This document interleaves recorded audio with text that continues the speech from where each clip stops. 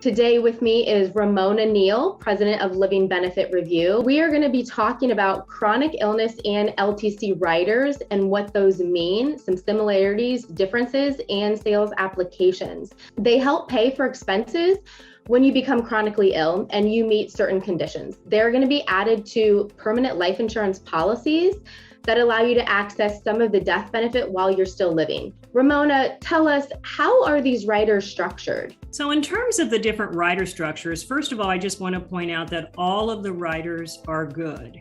So that's both types of chronic illness riders and then naturally the long-term care riders. Some of the riders allow you to accelerate the entire death benefit. So if you have a $300,000 death benefit, you are eligible to accelerate the entire $300,000 for chronic illness care.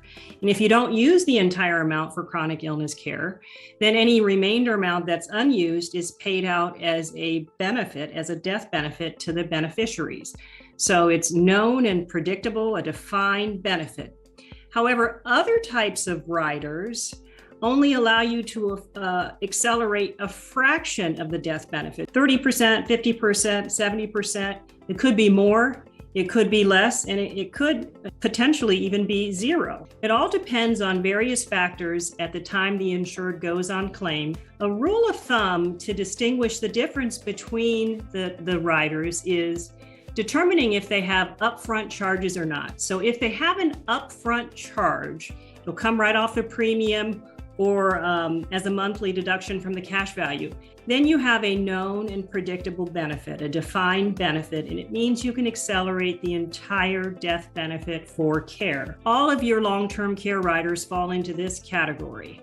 Some of the chronic illness riders fall into this category. However, most of your chronic illness riders in the market today have the charges determined at the time of claim. And most of them have both the charge and the chronic illness benefit amount determined at the time of claim. So this means the amount that's eligible to be paid out for care is unknown at policy issue. So at a really high level for sales applications, how do you fit the different rider variations with your clients? How do you know which one to choose? It's going to depend on your situation, your risk tolerance, your goals and preferences. Generally, if your primary goal is life insurance and not LTC coverage, then one of these riders might be a good fit for you. But if your primary goal is long-term care coverage, you should look at a traditional or a hybrid policy that has an extension of benefits for long-term care. When would a life policy with a long-term care rider be possibly a good fit?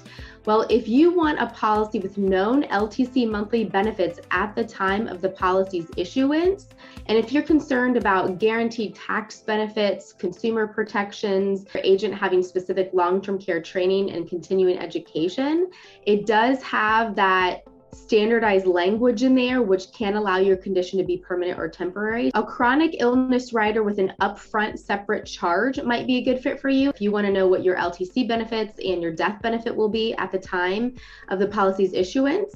And then also, if you want your benefits to be received annually or monthly, that's an option. And then a chronic illness rider with no upfront charge might be a good fit for someone where they are really unhealthy and they just can't qualify for anything else. They've tried the LTC rider, the upfront charge chronic illness rider. They've even maybe tried a traditional or a hybrid policy and they can't get coverage anywhere else. If you also are concerned about premiums are going to be lower since there's no upfront charge for that.